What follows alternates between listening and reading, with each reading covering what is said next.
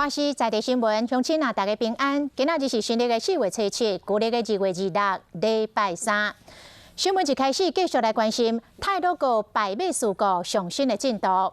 经过5天的抢修，这个史上上界惨重的第8节的车厢，昨暝晚12点已经拖出来，把这个崩坑来清空。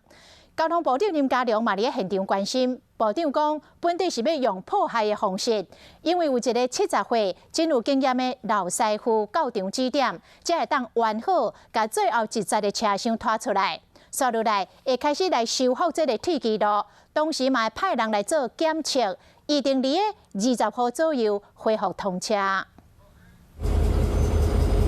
代替太鲁阁事故上尾一节车厢嘛，就是火车头总算互拖出来。车厢倒边互卸掉一半，弄甲真大力，驾驶室嘛弄甲真严重。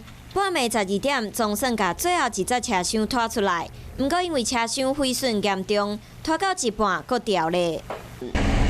2点钟，干那煞震动20公尺。工人说第8节车厢佫一摆来确定，佫小金纸来祭拜，向事故罹难者致意。就伫拜拜了，总算甲第8节车厢拖出崩坑。那最主要是这一位70岁的老师傅，他的指点，才可以用比较就是容易使力的方式把它脱掉出来。不然的话，如果原先采取破坏式的可能会时间非常的久。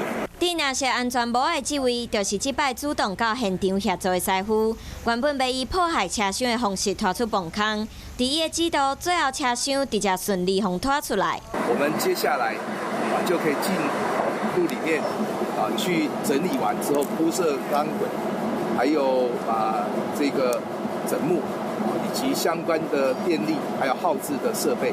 按算伫20号进前会使恢复通车，只是伫通车了安怎避免悲剧搁一摆发生，搁是交通部的另外一项考验。